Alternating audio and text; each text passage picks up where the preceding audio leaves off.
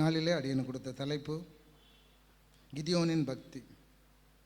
கிறிஸ்துவுக்கு அருமையான தேவ ஜனமே, பக்தின்னு சொன்ன நம்மளுடைய வாழ்க்கையில் நாம் எப்படி காணப்படுகிறோம்? பக்தின்னு சொல்லது எப்படி? எல்லா விதத்திலும் கடவுளுக்கு கடவுளோட வாழ்வது, கடவுளை நெருங்கி சேருவது, முழுமையாக தன்னையே அர்ப்பணிக்கணும். எல்லா விதத்திலும் நம்முடைய ஆதி காலங்களில் பார்க்கும்போது நம்மளுடைய பெற்றோர்கள், நான் சிறு வயதிலே சொல்லும்போது இன்னும் பெற்றோர்கள்லாம் சிறு வயதிலே வேதத்தை படிக்க சொல்லுவாங்க. எனக்கு நல்லா ஞாபகம், ஒரு ரொம்ப சின்ன ஸ்டேஜில் சர்ச்சு முடிச்சுட்டு என்னுடைய அண்ணன் வசனம் சொல்லலை. ஆனால் வீட்டில் நிற்க வச்சு குனிய வச்சு ரொம்ப நேரம் பனிஷ் பண்ணி அப்புறம் தான் திரும்ப சாப்பிட போனேன். ஆதியில் இருந்த அன்பு நம்மளுடைய கருத்தில் இப்போ இந்த நாட்களில் நாம் எப்படி இருக்கிறோம்? பக்தியில் அந்த பக்தி நாம் எப்படி இருக்கு? விலகி தான் காணப்படுகிறோம். அநேக சபையில் அநேக சபைகளில் வேதத்தில் நம்ம படிக்கிறோம். நம்முடைய இந்த நாட்களில், கடைசி நாட்களில் நம்ம முழுமையாக இல்லை, எல்லா விதத்திலும் விலகி தான் காணப்படுகிறோம். இந்த நாட்களில் நம்முடைய ஒவ்வொரு பவரையும் பிசாசன் நயவஞ்சமாக எடுத்துக்கொண்டு போகிறாங்க. ஆரம்ப காலங்களில் பார்த்திங்கன்னா நம்மளுடைய மெமரியில் எவ்வளோ நம்பர்ஸ் மெமரியில் இருக்கும். ஆனால் இந்த நாட்களில் யாராவது ஒரு ஆளை கூப்பிட்டு ஒரு 10 நம்பரை சொன்னால் நம்மளால் சொல்ல முடியாது. என்னாலெல்லாம் என் வீட்டம்மா நம்பரை இதுவரை தெரியாது. ஒரு 2-3 நம்பர் மட்டும் தான் ஞாபகம் வச்சுருவோம். நம்மளுடைய மெமரி பவர் எல்லாமே. இந்த கடையில் இப்போ ஷாப்பு போகிறவங்க பார்த்திங்கன்னா அந்த கடையில் உள்ளவங்க போடுறவங்க மட்டும்தான் கரெக்டாக லிஸ்ட் அவுட் போட முடியும். நம்மளால் இன்றைக்கி என்ன ஒரு 4 லிஸ்ட்டு போடணுன்னா கால்குலேட்டர் எடுக்கிறோம். அப்படி எல்லா விதத்திலும் நாம் என்ன பண்ணுறோம்? விலகி காணப்படுகிறோம். ஆனாலும் பக்தியில் இருக்கணும்னா நம்ம என்ன செய்யும்? எல்லா விதத்திலும் கர்த்தருக்கு அதிகாலையில் எழும்பி தேட வேண்டும், அதிகாலையில் நெருங்கி சேர வேண்டும், முழுமையாக நம்மை அர்ப்பணிக்க வேண்டும். கடவுளுடைய சமூகத்தில் நான் ஒரு விதத்தில் சொல்ல டைமுக்கு நான் வரேன், இல்லை ஐயா கடந்த நாளில் சொல்ல போனால் காணிக்கையை மட்டும் கொடுத்தா அப்படி இல்லை. முழுமையாக எல்லா விதத்திலும் நாம் கர்த்தருக்கு என்று நம்முடைய நேரத்தை செலவிட வேண்டும். தாவீது சொன்ன போல ஆலயத்துக்கு போவது மிகுந்த சந்தோஷம் என்று சொன்ன போல நம்ம ஆலயத்துக்கு போவதும் சரி, அந்த வித காரியத்தில் எல்லா விதத்திலும் நாம் முழுமையாக காணப்படுமோ அதுதான் பக்தி. மற்றவர்களுக்கும் நம்மளை முடிந்தவரை என்ன பண்ண விதத்தில் இருக்கிற ராஜரிக பிரமாணம் என்னது? அன்பு செலுத்துவது. நம்ம எல்லா விதத்திலும் நமக்கு ஆலயத்துக்கு போனாலும் சரி, மற்றபடி எல்லா காரியங்களும் செஞ்சாலும் பக்கத்து வீட்டில் ஒருத்தனை உதவி செய்யாத பட்சத்தில் அது பிரயோஜனம் இல்லை. மற்ற உதவி செய்கிற இந்த நாட்கள், கடவுள் கொடுக்கப்பட்ட நாட்களில் இந்த நாட்கள் கூட நம்ம உதவி செய்ய வேண்டிய காரியம் மிகவும் முக்கியமானது. நம்ம எங்கேயாவது சில நேரத்தில் நம்ம ஹாஸ்பிட்டல் எங்கேயா போனோன்னா, நான் சில டைமில் ராமச்சந்திர ஹாஸ்பிட்டல் அடிக்கடி உடம்பு சரியில்லை யாரை பார்க்க போனால் கூட அந்த நேரத்தில் நமக்கு தெரியும், ஏசப்பா எவ்வளோ ஒரு பல நம்ம அவங்கள பார்க்கும்போது தான் நமக்கு தெரியும் இவ்வளோ பெரிய எங்களை பாதுகாத்தீரேன்ட்டு. அது நம்மளுடைய கடவுளுடைய நம்ம பாதுகாத்தோம், நம்மளுடைய நீதி நியாயத்தின இல்லை, அவருடைய கிருபையினாலே தான் நம்ம மட்டும் பாதுகாத்து வரோம். இம்மட்டுமா நம்மளை வழிநடத்தி வருகிறார். விசேஷம் அந்த நாள் கிதியோனின் பக்தியை பற்றி பார்க்கும்போது நியாயாதிபதிகள் 6ஆம் அதிகாரம்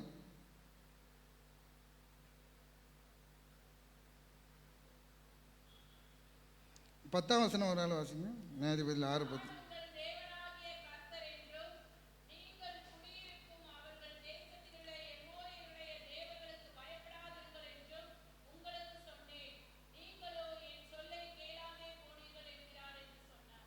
இல்லை பார்த்தீங்கன்னா கிதியோனை பற்றி சொல்லப்படுகிற பயந்த சுபாவம். கிதியோன் பயந்தவன், மிகப்பெரிய. ஆனால் அவனை கடவுள் தூதன் வந்து என்ன சொல்லான்னு பராக்கிரமசாலி என்று சொன்னான். நம்முடைய வாழ்க்கையில் கூட நம்ம எல்லாத்திலும் பயந்து கர்த்தரோடு நம்ம இருப்போம்னால் நம்மளுடைய பயமெல்லாம் போயிடும். கடவுள் நமக்கு துணை இருந்தால் எல்லா வித காரியத்திலையும் கர்த்தரை நாம் பிடித்து கொண்டோம்னா நம்ம பயமுள்ள ஆவியை பலமுள்ள ஆவியை தருவார். இதில் பார்க்கும்போது இந்த நியாயாதிபதியில் பார்க்கும்போது மீதியானியர் அநேக ஒடுக்குறாங்க. 7 வருஷம் வசனத்தில் போட்டு 7 வருஷம் மீதியான கையில் ஒப்பு கொடுத்தார். இந்த ஜனங்களை, இஸ்ரேல் ஜனங்களை என்ன பண்ணார்? நெருக்கப்படும் போது தான் தேடுகிறார். நெருக்கப்படும் போது தேடும்போது ஒரு நியாயாதிபதி எழுப்புறார்.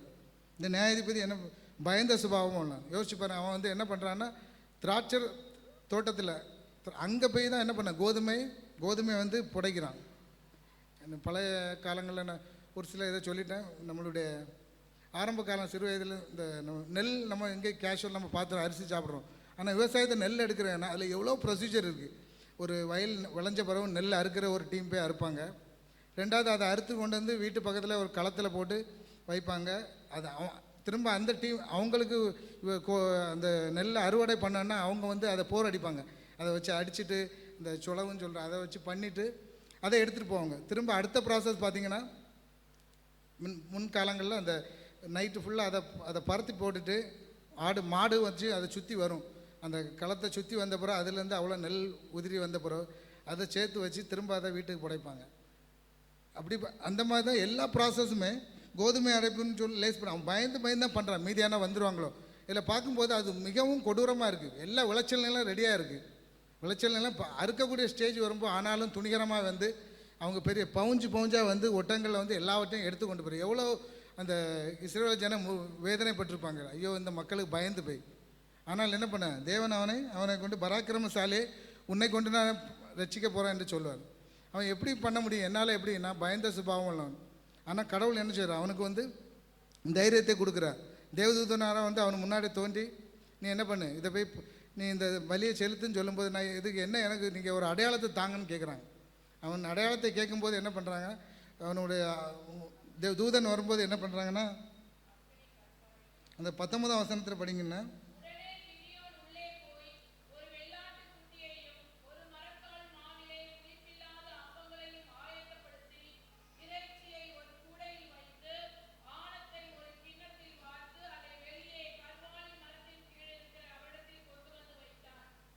இல்லை பார்க்கும்போது முதல்ல அவனை செலக்ட் பண்ணுற இடமும் கர்வாணி மரத்தில் தான் அவனை பார்க்குறாங்க.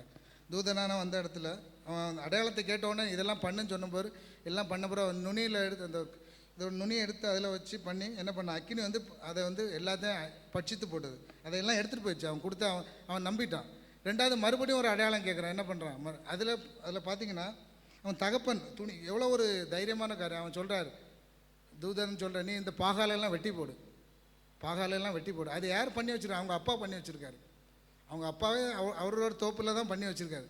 அதுதான் எகிப்துலேருந்து வந்த இதில் வந்து எல்லாத்துலேயும் விடுவாங்க. ஆனாலும் அந்த பாகால்களை விடாமல் இஸ்ரவேல் ஜனங்கள் தொடர்ந்து அதை பின்பற்றி வந்தனால அதை கர்த்தருக்கு பிடிக்காதனால என்ன பண்ண சொல்லலாம். நான் எப்படி பண்ணுவேன்? என்னால் எப்படி பண்ண முடியும்? பயந்துறான்.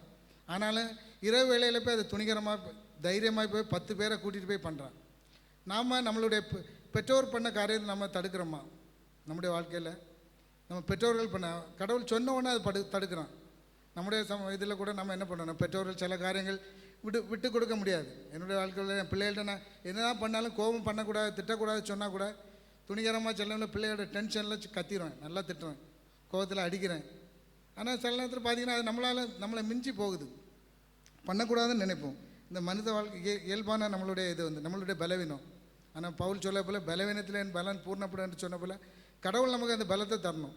இந்த இதில் பார்க்கும்போது மிகவும் தெளிவாக தைரியமாக அதை போய் பண்ணிட்டான். அந்த பாகாலெல்லாம் வெட்டி போட்டு அந்த துறவுகளையெல்லாம் அழுத்து போட்டு அவன் சொன்னான், ரெண்டாவது காளைகளை பலி செலுத்தி சொன்னப்போ அவன் பலி செலுத்தினான். தேவனுடைய கிருபையானது இதில் பார்க்கும்போது உழைக்கிற மக்களை தேர்ந்தெடுக்கிறார். நான் இதில் ஒரு நீதிமொழிகள் நியாயாதிபதி 6:11 பார்க்கும்போது,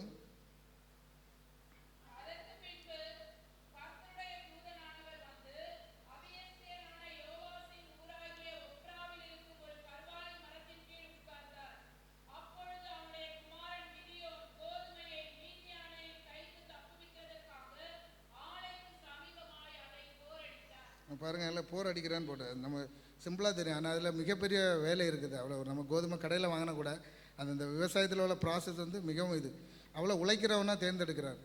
நம்மளுடைய வாழ்க்கையில் கூட நம்ம உழைப்போம். கடவுளே சொல்லிக்கிறார், உழைக்காதான் சாப்பிடக்கூடாது என்று சொல்லிக்கிறார். ஆனால் இந்த நாட்களில் நம்ம பார்க்கும்போது நம்மளை தமிழகத்துலலாம் பார்க்கும்போது அப்படி உழைப்பு நம்ம கொஞ்சம் கொஞ்சமாக உறிஞ்சப்படுகிறது. ஆரம்ப காலங்களில் பார்க்கும்போது இங்கே நம்மளுடைய தமிழ்நாட்டிலேருந்து கேரளாவுக்கு போனால், ஃபாரின் போனால் எல்லாம் இந்த நாட்களில் வெளி மாநிலங்கள் இங்கே வந்து நம்முடைய மக்கள் அடிமைத்தனத்துக்கு போயிட்டு கொண்டு உழைப்பை நம்ம குறைச்சிட்டே வரும்போது என்ன ஆகுது? அது நம்ம குடும்பங்களில் என்ன பண்ணுது? அநேக இடங்களில் அது வந்து நம்ம என்ன பண்ணுவோம், பஞ்சத்தில் போகிறோம்.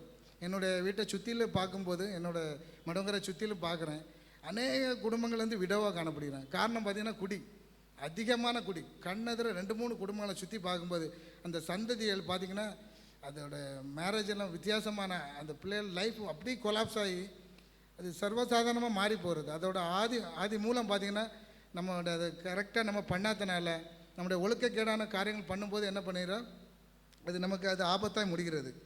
ரெண்டாவது பார்த்திங்கன்னா 1 ராஜாக்கள் 19:19.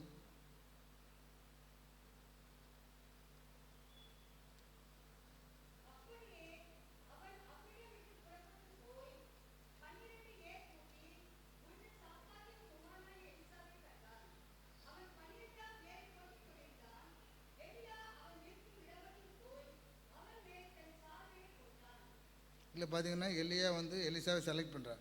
எவ்வளோ கடின உழைப்பாளி. இதில் பார்க்கும்போது 12 ஏர்போர்ட்டுன்னு நான் சிறு வயதில் வயலில் அப்படி சொல்லி கேள்விப்பட்டிருக்கோம். ஆனால் இது அந்தளவு கடினமான உழைத்த மனிதனை கடவுள் தேர்ந்தெடுக்கிறார்.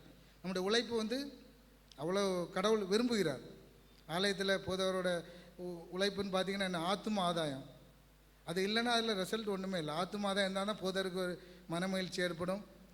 அவருக்கு என்ன பண்ணணும், மன திருப்தி வரப்படும். ஆலயத்தில் வருமானம் மட்டுமல்ல, சமாதானம் வரணும். ஆலயத்தில் அதிகமான ஆத்மாக்கள் வரும்போது தான் திருச்சபை வளர்ச்சி அடையும் என்று பார்க்கிறோம். ரெண்டாவது பார்த்தீங்கன்னா, அற்பமானவர்களை தேர்ந்தெடுத்தார். கிதியோன் நியாயாதிபதி 6:15 பார்த்தீங்கன்னா அற்பமானவர்களை தேர்ந்தெடுத்தார். 6:15.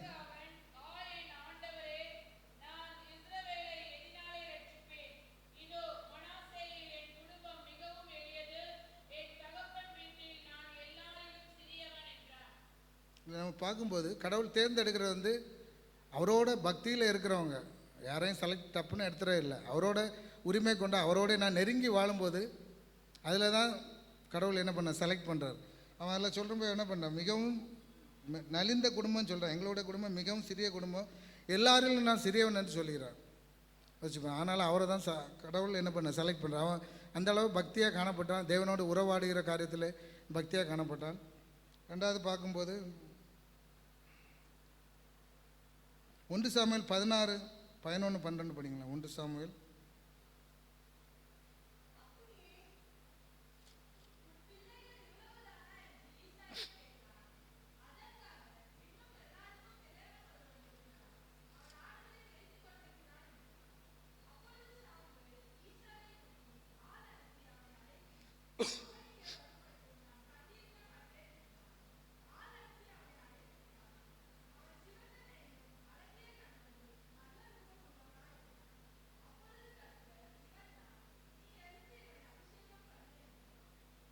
இல்லை பார்த்தீங்கன்னா என்ன பண்ணான், இஸ்ரவேலின் முதல் தீர்க்கதரிசி சாமுவேல் என்ன பண்ண செலக்ட் பண்ண யாரை கொண்டு அந்த இதில் ஈசாய் செலக்ட் பண்ணும்போது நம்ம நினைப்போம் கடவுள் நல்லா பலம் உள்ளவனை தடுத்தான். ஆனால் என்ன பண்ணான், அவன் தேர்ந்தெடுக்கும்போது அவன் ஈசாய் எல்லாரையும் அனுப்புகிறான், எல்லாரையும் கூப்பிட்றான். எல்லாம் மெட்டீரியல் உள்ள பர்சன் நல்லா ஹைட்டு வெயிட்டுமா நல்லா இருக்காங்க. ஆனால் கடவுள் தேர்ந்தெடுத்து அவனை தேர்ந்தெடுக்கலை. 7 பேரை அனுப்பிட்டாங்க. கேட்குறா உனக்கு இவ்வளோ தான் பிள்ளைகளானு. ஆனால் கடைசி அவரை வந்து அவர் கேர் பண்ணவே இல்லை, பொருட்டாகவே நினைக்கல. அவர் கேட்கும்போது தான் பதிச்சான். ஒரு பையன் ஒருத்தன் இருக்கிறான், தாவீது ஆடு மேய்த்து கொண்டிருக்கிறான். அவன் தகப்பனே அவனை என்ன பண்ண அந்தளவு நினைக்கல. ஆனால் யாரை சிறுமையானவெல்லாம் கர்த்தர் தேர்ந்தெடுக்கிறார். சிறுமையானவனை கர்த்தருக்கு பயந்து காணப்படுமானால் அவரை கொண்டு அநேக நன்மைகளை பெற்றுக்கொள்ள முடியும். இஸ்ரவேலின் 2வது ராஜாவாக தாவீது தேர்ந்தெடுக்கப்பட்டார். அதில் அவர் ஆடு மேய்த்த நிமித்தமாக அவர் கூப்பிட்டு வந்து அவர் வந்து அபிஷேகம் பண்ண பிறகு தான் அவன் சாப்பிடவே உட்கார்றாங்க. நம்முடைய வாழ்க்கையில் கூட நாம் சிறுமையாக காணப்படுமானால், சிறுமையாக இருந்தால் கூட மற்றவர்கள் நம்மளை ஏளனமாக எது பண்ணாலுமே நம் கடவுளுக்குள்ளே நெருங்கி இருக்கும்போது கடவுள் ஒரு காலத்தில் நம்ம உயர்த்தும். அதுவரை நம்ம கர்த்தரின் கரத்தில் அடங்கி இருக்க வேணும். அடங்கி இருப்போம் போனால் கடவுள் நமக்கு ஏற்றவளை நம்ம உயர்த்த வல்லவராக காணப்படுகிறார். கீழ்ப்படிந்து நடந்தான். 7 நியாயாதிபதியில் 7, 16-18.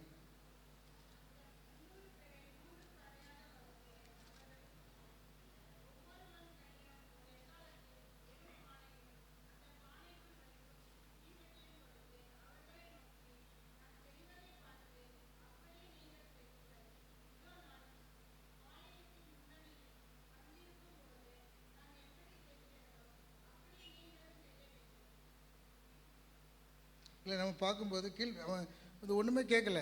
ஆண்டவர் சிம்பிளாக சொல்லிட்டார், நீங்கள் என்ன பண்ணு, மீதியான எவ்வளோ பெரிய ஜனம் இருக்காங்க, இவ்வளோ ஜனத்தை மகா பலத்து காணப்படுகிறாங்க. மீதியானியர், அமலேக்கியர், கிழக்கத்தியர் 3 குரூப் இருக்கிறாங்க. எல்லோரும் இவங்களை வந்து தீர்மானம் பண்ணி இவங்களை ஜெயிக்கணும்னு சொல்லி பறந்து இருக்கும்போது கடவுள் சிம்பிளாக சொல்கிற, நீ அடையாளத்தெல்லாம் வாங்கிட்டான். 2 அடையாளம் இது வாங்கினா. 2வது பார்த்தீங்கன்னா அந்த ஆட்டு தோல் மயிரை வெளியே போட்டுட்டு இருக்கும்போது என்ன பண்ணுறாங்க, எனக்கு இன்னும் பயமாக இருக்குது, நீங்கள் ஒரு நல்ல ஒரு அடையாளத்தை தாங்கன்னு சொல்லி 1வது அதில் வந்து பனி பெய்யிட்டு பூமியெல்லாம் உறைந்து பூமியில் காய்ஞ்சிருக்கணும்னு சொல்ல. 2வது மறுபடியும் ஒரு விஷயம் மறுபடியும் சொல்கிறேன்னு சொல்லிட்டு என்ன பண்ணேன், தரையெல்லாம் நனைஞ்சிருக்கட்டும், இது மட்டும் பனியாக இருக்கணும்னு சொல்லும்போது 2லேயுமே கடவுள் அவனுக்கு அந்த அற்புதத்தை அடையாளத்தை கொடுக்குறார். பின்பு தான் அவன் காணப்படும் போது இந்த இவ்வளோ ஜனத்தை செலக்ட் பண்ணுற இஸ்ரேலில் அதிகமான ஜனம் இருந்தார். ஆனாலும் உன் பேர் வந்துடக்கூடாதுன்னு என்ன பண்ணுவாங்க, நீ இதில் இனி ஆளை குறைக்கணும்னு சொல்லும்போது என்ன பண்ணாங்க, நீ கடைசி அவர் செக் பண்ணுறாங்க. தண்ணி குடிக்கும்போது நாக்கை வச்சு நக்கி குடிக்கிறவங்கள செலக்ட் பண்ண சொல்லலாம். அதில் 300 பேரை செலக்ட் பண்ணுறாங்க. 300 பேரை செலக்ட் பண்ணி அவங்கள மட்டும் தேர்ந்தெடுத்து அவங்கள மூன்று படையாக பிரித்து வைக்கிறார். ஆனால் அவன் கடவுளை ஏன் கடவுளை எனக்கு இதை சிம்பிளாக இதை தரீங்களா, பானையும் தீவெட்டியும் எக்காலமும் கொடுத்தா எப்படி இது பண்ணான்? ஆனால் ஒரு வார்த்தையும் சொல்ல, கர்த்தருக்கு கீழ்ப்படிந்தான். கீழ்ப்படியும்போது நம்ம உயர்த்தப்படுவோம். அந்த பக்தி நமக்கு காணப்பட வேண்டும். அவன் கீழ்ப்படிஞ்ச நிமித்தமாக அவ்வளோ பெரிய ஜனத்தை அந்த எக்காலம் ஊதி பானையை உடைத்து தீவெட்டியை நீட்டமாக கிதியோனின் பட்டயம் கர்த்தரின் பட்டயம் என்று சொன்ன நிமித்தம் மிகப்பெரிய வெற்றியை பெற்றார்கள். மிகப்பெரிய அந்த நாட்களில் அவங்க அப்படி ஒரு இஸ்ரேல் ஜனங்கள் நெருக்கப்பட்டதிலிருந்து விடுதலை ஆனார்கள். இல்லை பார்த்தீங்கன்னா 40 வருஷம் அமைதல் உண்டாயிற்று என்று போட்டிருக்குது. கிறிஸ்துவுக்கு அருமையான ஜனம் 40 வருஷம் எவ்வளோ போராடி எவ்வளோ கஷ்டப்பட்ட நாட்களில் அவனுடைய பின் நாட்களில் 40 வருஷம் அமைதல் உண்டாயிட்டு. ரெண்டாவது அவனுடைய வாழ்க்கையில் கூட நம்ம பார்க்கும்போது விருத்தாப்பிய காலங்களில் தான் மரித்து போனான். நம்மளுடைய வாழ்க்கையில் நல்ல நிறைய வயது யாக்கோபு பார்க்கும்போது நிறைய வயதில் தான் மரித்து போனான். அவனுடைய கர்த்தரோடு அவன் இந்த பக்தி நிமித்தமாக இன்னும் அவன் நெருங்கி காணப்பட்ட நிமித்தமாக அவன் நெடுநாளாய் யோபுல பார்க்கணும், நெடுநாளாய் மரித்து 4 தலைமுறை பார்த்தான் யோபு பார்க்கும்போது.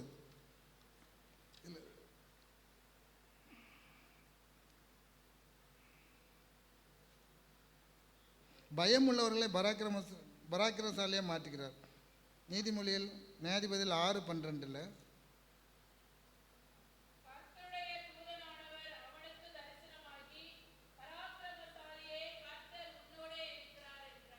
நம்ம பயந்து காணப்பட்டான். அவன் பயந்து காணப்பட்ட நிமித்தமாக தான் கர்த்தர் அவனை என்ன பண்ண அவனுக்கு எல்லாம் இதை கொடுத்து அடையாளத்தை கொடுத்து அவனை பராக்கிரமசாலி அந்த அவ்வளோ பெரிய இடத்துல அவன் அதில் ஒரு வசனம் வரும். எனக்கு அதில் ரொம்ப அந்த 8வது வசனம் 8வது அதிகாரம் 23ஆம் வசனம் நீங்கள் படிங்க. 8ஆம்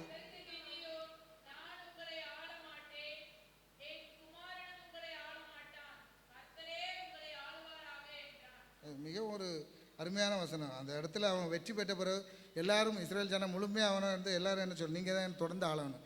அவன் சொல்லலாம் அந்த வார்த்தை கர்த்தரே உங்களை ஆளுவாரா என்று சொல்லலாம். எவ்வளோ மிகப்பெரிய ஒரு அவனோட இந்த பக்தி பாருங்கள். அது மிகவும் கடவுள் அதிலே தான் அவனை ஆசீர்வதித்தார். இல்லை நான் ஒருவரோட மிஷினரை பற்றி சொல்லிடுறேன். கிறிஸ்துவுக்கு அருமையான தேவஜனமே, எங்களுடைய குமரி மாவட்டத்தில் இந்த மகாராசன் என்றவர், குமரி மாவட்டத்தில் முதல் கிறிஸ்தவர் என்று சொல்லப்படுகிற மகாராசன். அவருடைய பூர்வீகம் பார்த்திங்கன்னா தஞ்சாவூர் அவங்க பரம்பரை. அங்கேருந்து என்ன பண்ணாங்கன்னா 18ஆம் நூற்றாண்டுகளில் 18ஆம் நூற்றாண்டில் அவர் என்ன பண்ணாங்க, புறப்பிட நம்ம ஆபிரகாம் சொன்ன கல்தேர் பட்டந்து உன்னை நான் அழைத்து வரேன்னு சொல்ல போல் தஞ்சாவூர் பூர்வீகமான கொண்டவரை அழைக்கிறார். அவன் மறுபடியும் பாண்டிய நாடு என்று சொல்லக்கூடிய நெல்லை மாவட்டத்தில் இருக்கிறாங்க. அங்கே கொஞ்சம் வருஷமாக இருந்துட்டு மறுபடியும் நாஞ்சில் என்று சொல்லக்கூடிய குமரி மாவட்டத்தில் இருக்கிறாங்க. அந்த இடத்துல அங்கே இருக்கிறாங்க. ஆனால் பூர்வீக அவரோட அவனோட தேவன் சிவபெருமான்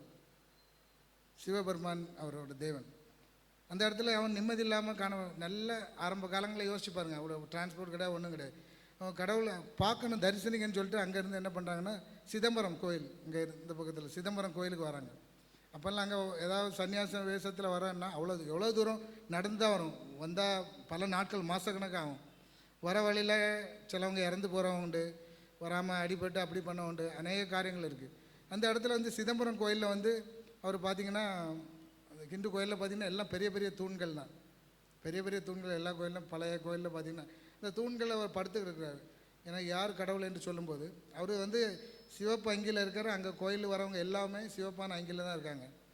ஆனால் அந்த தூங்கும்போது ஒரு தூதன் அவனை வெள்ளை ட்ரெஸ் போட்டு தூதன் நீ எலும்பு, நீ இங்கே இந்த இடத்துக்கு இல்லை, உன்னை நான் வேறு இடத்துக்கு கூப்பிட்டு போகிறேன்னு சொல்கிறார். அந்த நாட்டில் அவர் மறுபடியும் அந்த சிதம்பரம் வந்துட்டார். மறுபடியும் அவரோட பூர்வீக இடம் பார்த்திங்கன்னா ஒரிஜினாலிட்டி அவங்க பாரம்பரியம் தஞ்சாவூர். அதனால் அந்த பக்கத்தில் மறுபடியும் அங்கே போகிறார். அங்கே போன இடத்துல அப்போது தான் அங்கே என்ன பண்ணாங்கன்னா கிறிஸ்தவங்கள் பரவி கொண்டு இருக்கிறது. அந்த இடத்துல அவர் தேவனுடைய வார்த்தையை கேட்குறார். அவர் மட்டும் இல்லை, அவரோட அண்ணன் பையனும் இருக்கிறாங்க. அவர் 2 பேருமா போகிற இடத்துல அங்கே ஆலயத்துக்கு வெளியே நிற்கிறாங்க. அவங்களுடைய எல்லா இதையும் பார்க்குறாங்க. கடவுள் அவர் சொன்ன நிமித்தமாக அந்த இடத்துல போய் அதெல்லாம் கேள்விப்பட்டு அங்கே கொஞ்ச நாள் இருந்து தேவனுடைய வார்த்தையை அறிந்து கொண்டு மறுபடியும் ஊரில் என்ன பண்ணிட்டாங்கன்னா இவ்வளோ ஆள் இல்லை, செத்து போனார், அவங்க பண்ண வேண்டிய கடமை சடங்குகளை பண்ணிட்டாங்க. மறுபடியும் குமரி மாவட்டத்துக்கு வருகிறார். குமரி மாவட்டத்தில் மயிலாடி எங்களுடைய ஊருக்கு அருகாமையில் இல்லை, அந்த இடத்துல தான் அவர் இருந்தார். இப்போமா அவருக்கு அங்கே ஒரு வீடு இருக்குது, ஒரு குடும்பங்கள் அந்த ஜென்ரேஷனில் உள்ள சந்ததிகள் காணப்படுகிறாங்க. அந்த இடத்துல வந்து மறுபடியுமாய் அவர் வந்து அங்கே நெருக்கமான காலங்கள், அவர் நல்லா உழைக்கிற அவரோட பூர்வீகம் வந்து விவசாயம். அந்த இடத்துல இருந்ததுனால அவங்க பெரிய நிலச்சோதர், நல்ல பண வசதி குடும்பங்கள். ஆனாலும் கர்த்தருக்காண்டி எல்லாவற்றையும் இழந்தார். அவர் கடைசியில் பார்த்தீங்கன்னா அந்த இல்லை ரிங்கல் தோபேன்னு ஒரு மிஷினரி வருவார் ஜெர்மன் நாட்டிலேருந்து. அவரோட வந்து அந்த தரங்கம்பாடியில் வந்து அவர் அப்போ தான் தமிழில் கொஞ்சம் கற்றுக்கிட்டு வருவார்.